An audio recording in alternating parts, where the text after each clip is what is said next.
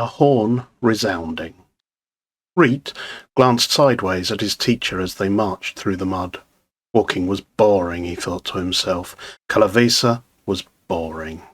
Mile after mile of mindlessly meandering marsh. It was wet, it was cold, and it was boring. No, that didn't work. This was more fun when Kirsche was talking, but not a loose line had left her lips since lightfall. He wrinkled his nose. Lightfall, night falls. Light doesn't really fall. How do you know? He said. Not his best question ever, but hopefully enough to get Cursor talking. How do I know what? Cursor responded, without so much as breaking her stride.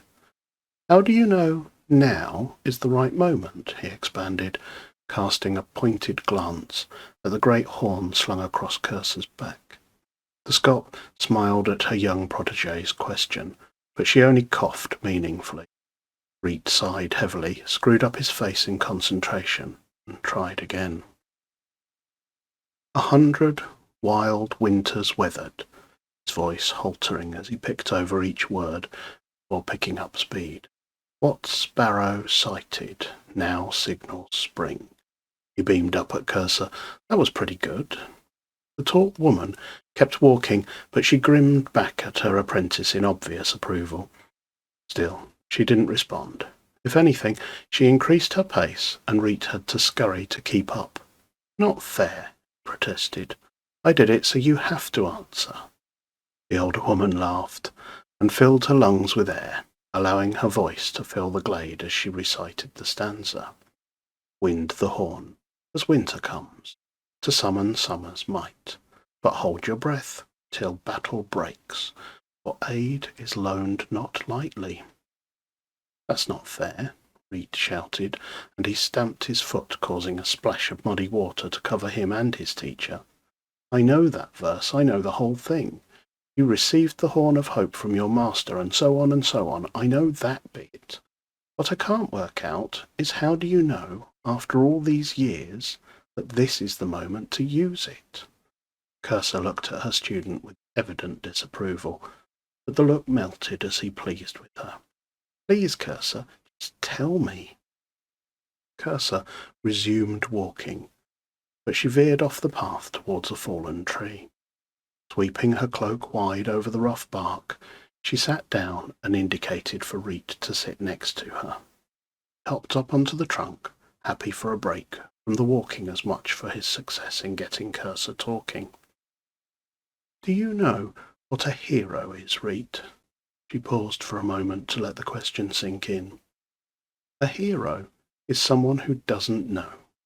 She stopped again for a moment before continuing.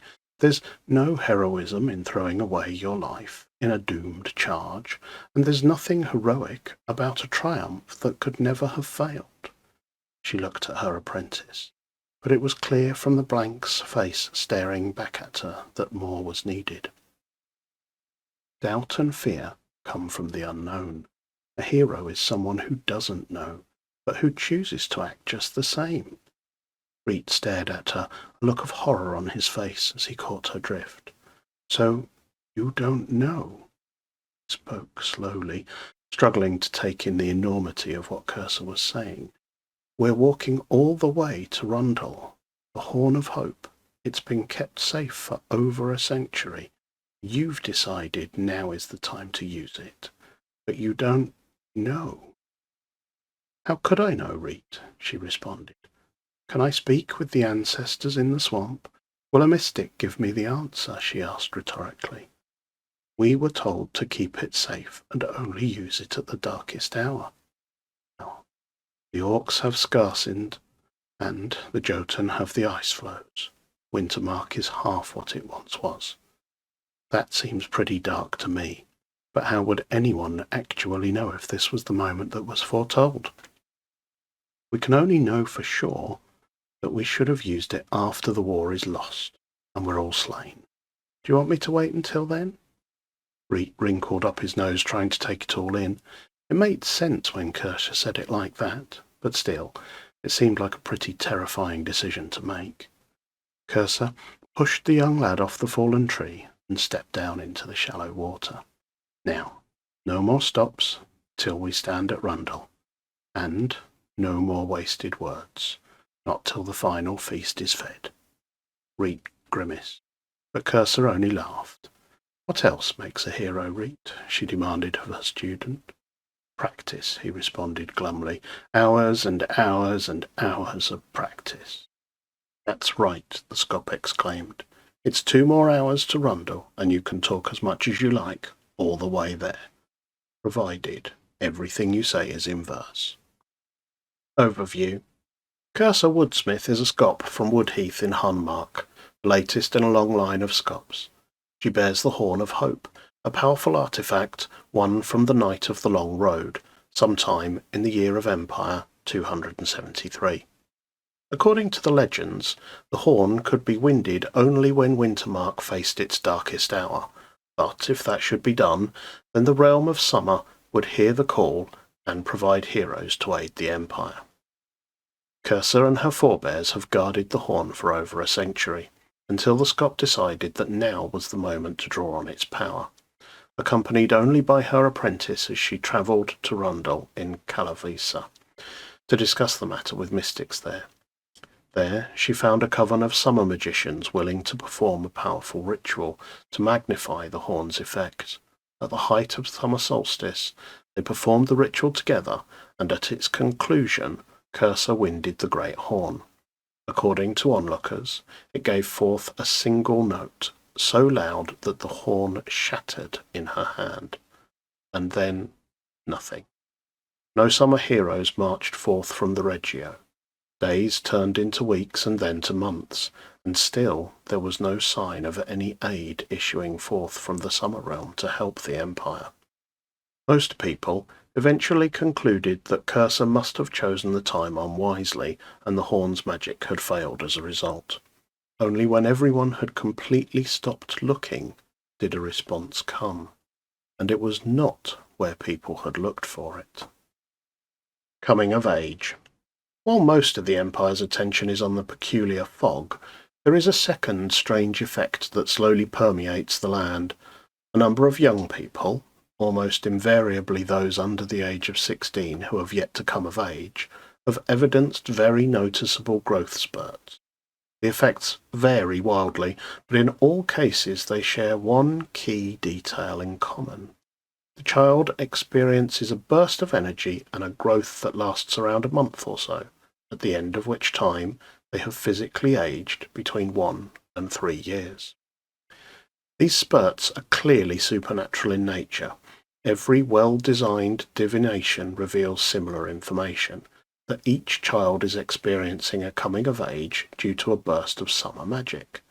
There is nothing particularly harmful about the magic, rather it seems to encourage each child to grow swiftly towards their full potential. The children are simply blossoming, with the aid of some powerful but subtle summer magic. The changes are not merely physical. Those experiencing them show the same mental and emotional development as they do physical development. As a result, after determining that the effects are permanent, the Academy has been working closely with the Imperial Civil Service to prepare emergency tests of citizenship for those whose physical and mental age now marks them as adults. The Academy are far from the only people who are interested in this strange summer magic. A high-born chapter named the Seers of the Barren Tree are happy to acknowledge that a winter marker may have provoked the effect, but they believe that something much more profound is happening, and they have a way to prove it. Likewise, many others are taking a keen interest in what this development might portend. Coming of age in play. All of our young players who attend Empire are now 2 years older than they used to be, despite the fact that no time has passed in-game. While this is clearly also true of all our older players, this is easier to explain away in play as a result of a long, harsh winter and the worries of recent events. Any player who is still under 18 who wishes can choose to roleplay that their character was affected by this flare of summer magic, even if they're not at this summit. This means their character has grown rapidly this winter, gaining all the physical and mental benefits of having aged a few years or so in the span of a few months. This effect is completely optional. Players who would prefer to simply ignore the fact that they're a few years older than last time they played are absolutely free to do so. A parent with a toddler is free to state that this is a different child to the one that accompanied them last time they were at Anvil if they choose. This plot provides everyone with an explanation they can use, but you don't have to. There's no requirement for this to have affected any young player, and there are no lingering after effects. It's not our intention to do any further plot with this occurrence. No one will miss out by choosing not to be a summer child. Any player who is now 16 or older can be assumed to have completed their test of citizenship over the last month or so, in much the same way any other adult player character is assumed to have passed their test of citizenship before they enter the game. The common view of most Imperial citizens is that these summer children have grown into the heroes the Empire needs, just a little quicker than anyone expected. A few people assume that the magic marks every member of this cohort as significant in some way, suggesting that they have some great role to play in the Empire's future. There is no evidence to support that guess, though, and participants are free to take any view of this that they choose. The Barren Tree. The Seers of the Barren Tree were founded in Woodbury in 317 Year of Empire by a charismatic preacher called John the Watcher. John was a scholar who came to Highgard to study and catalogue past visions. He was inspired to found the Seers of the Barren Tree after studying the life of Tarsus of Cassinia. As a young man, Tarsus managed to secure a dose of true Liao. Although the details of how he came by the Liao were lost, the vision was extraordinary, with Tarsus discovering that he was the reincarnation of a legendary winter-marked hero named Marjatta of the Three Spears, a contemporary of Empress Richild. Stories of Marjatta's life paint her as a larger-than-life figure who achieved many remarkable deeds, including the destruction of the Crimson Artok in the mountains above Summersuk, the defeat of Agramant's terrible champion Jedza Toothhunger in the forests of Hercynia, and serving as field marshal during the Battle of the Golden Groves, a key engagement during the conquest of Karsk. This extraordinary revelation created a great deal of expectation. Wonderful things were expected of anyone who was the reincarnation of such a legendary figure. In fact, Tarsus appears to have achieved no notable successes. He remained cloistered in his chapter house in Cassinia, tending to his fruit trees, and never returned to Anvil. While such disappointments are not unknown, John became convinced that there was a reason for this particular failure. He believed that this great heroine had been reborn too early. The chapter house at Woodbury was based on John's teachings that the greatest heroes of the Empire are usually reborn when the Empire needs them most. This view is not exactly orthodox, but the articulate philosophers of the Barren Tree have always skillfully parried any criticisms on that front. In fact, their engagement with the Synod was so successful in 343 Year of the Empire, one of them was made Gatekeeper of Wisdom. With some effort, he was able to persuade his fellow gatekeepers to provide the chapter with a dose of true Liao, so that they might test their theory. However, rather than employ the previous Liao immediately, it was instead secured in the chapter house in Woodbury, with the gatekeepers' chapter mates claiming that now was not the right time. It now transpires that this was the moment the Seers were waiting for. The Seers accept the Horn of Hope as the common explanation for the summer children, but they claim that Kyrsa's ritual only worked because so many great heroes have now been reborn. Few can deny that these are tumultuous times for the Empire, but the Seers believe that many of the great Imperial heroes of the past 300 years have been reincarnated as a result. In effect, the summer magic only served to highlight a truth that might otherwise have gone unnoticed for many years. To test this theory, the group have arranged with the Tribune of the Synod to have them ask the Council of Gatekeepers to allocate one additional dose of true Liao. the only proviso being that it must go to a virtuous child, someone who is now a citizen, but who on paper at least is under 16 years of age, and who publicly says they will use the Liao to obtain a vision. Their hope is that the resulting past life vision will provide evidence to support their theory. Obviously, the Council of Gatekeepers can choose whether they wish to accede to the seer's request. However, the true Liao remains the property of the chapter house until it is gifted to the recipient, who have given strict instructions that it is to be returned to them if a suitable candidate is not chosen. Their expressed hope is that the gatekeepers will find the right individual by liaising with the Academy and by speaking with young citizens to question them on their virtue and their ambitions. The Barren Tree in play. At the forthcoming winter solstice, the Council of Gatekeepers will have one additional dose of True Liao that they can allocate. The Barren Tree will provide this dose of True Liao if the Gatekeepers choose a young participant who has passed their citizenship test. The Tribune of the Synod will interview whoever is granted a dose of True Liao and prepare them to receive a vision at the next summit they attend. At the forthcoming winter solstice, the Council of Gatekeepers will be able to allocate one additional dose of True Liao, providing that they choose a young participant, someone who is under 16. The chosen candidate must have passed their test of citizenship. The Council are not obliged to choose a suitable candidate, but the dose of True Liao won't be forthcoming unless they do so.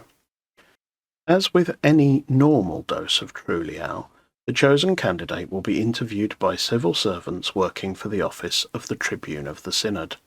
If the candidate confirms that they wish to use the dose of True Liao to receive a vision, then the Tribune will give them the dose and ask them a series of questions designed to help them prepare for the vision. The candidate does not have to use the dose of True Liao to receive a vision, but they will have to publicly confirm to the Tribune that it is their intention to do so. The chosen candidate will be able to receive a True Liao vision at the next summit that they attend. Safeguarding. Profound Decisions have a robust set of child protection policies, which we encourage all participants to read. However, the single most important element that all event attendees should be aware of is the need to avoid being alone with a child. It is very important that older players make all possible efforts to avoid situations where they are alone with a child. The ideal situation is to have at least one other adult and 2 or more children present at any time. Elio's Lament. Elio, one of the chief attendants of Phaleron, has taken every opportunity to discuss the summer children with any Imperial magician who is available. The Herald is fascinated by the new development and keen to record key information about this moment in the Great Library. To that end, she has asked any summer child who is able to produce a short written account of themselves, stating who they are, what they think defines them, and crucially, what their ambitions for the future are. Elio intends to collate these accounts and store them in the Great Library for future reference. To make this easier, the Herald has arranged for Phaleron to station a small servant at the Imperial Regio throughout the next summit to collect these accounts. Any child who casts Operate Portal at the Imperial Regio, while publicly calling on the power of Phaleron, will draw this herald's attention. If they provide a single ingot of Welt silver, then the herald will collect a single short piece of writing, up to 100 words, and deliver it to the Great Library. Elio's intention is that children will use this opportunity to send her short précis describing themselves and their intentions. Elio has indicated that they will attempt to use the spring equinox to respond to every valid piece of writing they receive, to thank those who have participated. Elio's Lament in play. Any participant who is 16 or under who casts Operate Portal at the Regio can use the simple spell to send a single piece of writing, up to 100 words, to Phaleron. The player must call on the power of Phaleron and provide 1 ingot of Welt silver. The player must cast the spell. Either they have the magician skill or are benefiting from the apprentice ability from someone who does. The accompanying writing can be written by anyone. A player who is under 16 can cast the spell multiple times if they pay the Welt silver each time.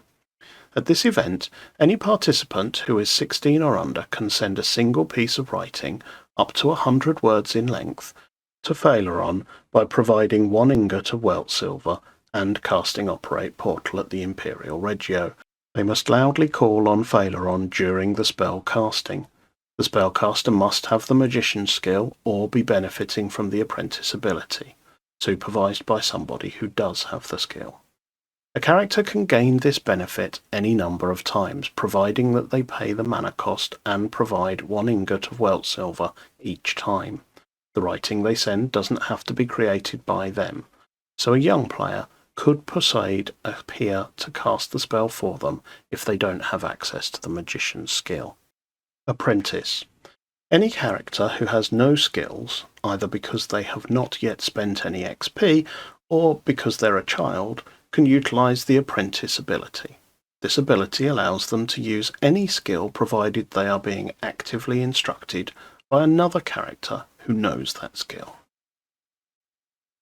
Watchful Eyes. Every Eternal that the magicians of the Empire have spoken with has denied any responsibility for the magic that created the Summer Children. However, several of them are clearly intrigued by the possibilities they present, and have made offers of aid to any Summer child who will publicly pledge to them. After some initial disarray with many different proposals, the magicians of the Empire have managed to agree a common format with all but one of these Eternals. Varian, the Reeve of the Summer Lands, had offered his aid to any child artisan who adds a piece of owl jewellery or an owl design to their outfit. In return, he will grant the child a boon that allows them to perform the timeless hammer rhythm without cost on one night during that summit. Carthan Canay, the Immovable One, has offered a boon to any child who commits to add a symbol of a white bear into their personal heraldry or clothing. The boon will grant the child an additional rank of endurance for the following year. Elonaris, the Lion of Summer, offers a boon to any child who creates a favour in her colours, red and gold, and pledges to wear it for 1 year.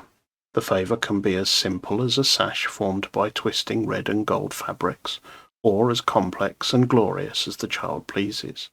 In return, her boon will grant them 1 additional hero point for the following year.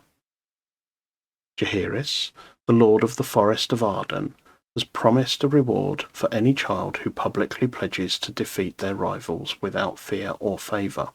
In return, the Moonsilver Prince will provide the child with an item that will allow them to create a single dose of the Crimson Gate to smooth their path to power. Maraud, the Summer Enchanter, has offered his aid to any child who proclaims themselves with a suitably grandiose epithet. Maraud himself has many such epithets, such as the Fire Mage, the Lord of Summer Stars, and the Summer Enchanter. This name should be something the child intends to employ henceforth, as well as something they wish to strive to embody in their magic and in their life. In return, the Fire Mage will enchant the child with Noble Mien of the Hawk Lords. Calidus, the Prince of the Argent Tontine, offers a reward to any child who will publicly state that their heart is filled with greed. In return, the prince will provide them with their choice of either a single ring, a single crown, or a single throne. However, he stipulates that they must return to the Regio within a year to repay twice the amount given, or else default on their debts to the City of Chains. Wise Rangara, the Ancient One, has offered a boon that can be claimed by any child who agrees to cover their right or left eye with an opaque patch. In return, the Wise One will grant the child a boon that allows them to exchange 2 doses of any common magical herb for a single dose of another common magical herb required to mix the potion once per preparation. The boon will last for a year or until the child first removes the eye patch. If a child chooses to actually put out an eye, then the ability is permanent until the eye is restored in some fashion. Ossengran, the cupbearer, has offered a boon to any child who will renounce all violence and dedicate themselves to the healing arts at the Imperial Regio. In return, Willowbraid will grant them a boon that will last for 1 year that allows the recipient to swift cast the heal spell for a single point of mana rather than 2. Finally, the Prince with 1,000 Faces, Irahara, urges the children of the Empire to avoid the schemes of all predatory Eternals. If any child standing in the Imperial Regio asks for Papa Otek to help them, he will grant them a small boon that will help them live free for the next year. The Eternals the Empire has negotiated with have made clear that they are interested in providing aid to the Summer Children. However, testing has already demonstrated that whilst they can tell the difference between an adult and a child, they can't tell the difference between a summer child and a child who has not experienced a magical coming of age this winter. They can, however, identify any child that has gained a benefit from another Eternal. No child may receive a second boon from the list presented here. One final offer has been made by an Eternal, and the civil servants are certainly not making it public knowledge, but news of it has proved difficult to suppress. Agromant, the hunter in the wastes, has let it be known that any child who commits a crime against Imperial law in the coming year will receive a boon from them when he learns what they've accomplished. As he is not omniscient, anyone who seeks his reward must write a short note detailing their crimes, mark it with a bloody thumbprint, and bring it down to the Imperial Regio after dark. Speaking 3 of his names at the Regio will cause the message to be transferred to one of his watching servants. Agromant is under enmity, so any deal with him would be illegal and will be investigated as treason. Watchful Eyes in play. Watchful Eyes lays out several pacts or pledges that any young character may benefit from. The player must be under 16 years for their character to benefit. You can only benefit from a single pledge, and only if you meet the criteria at the point you make the pledge. You can make this pledge at any event this year. To complete a pledge from any of the Eternals, a character must go to the ritual site and complete a short ceremony culminating in a commitment to meet the Eternals' criteria. Once you inform a referee or god that you have completed the rite, then they will process your action and you will gain the listed reward or boon. To qualify, a player must be under 16 years old in real life. Anyone who is 16 or older cannot gain these benefits. Some Eternals have made it clear that these benefits are intended for the Summer Children, but since they cannot tell a Summer child from any other child, anyone who is under 16 can claim the benefits. You can make this pledge at any point this year, however you cannot benefit from 2 Eternals. If you choose to accept an Eternal's boon, then you cannot then benefit from any of the other listed deals at any point, even if you also meet the criteria. Any character who wants to inform Agromant of a crime that they have committed can follow the instructions and hand the message to a referee at the Regio. Only one such message may be sent per character.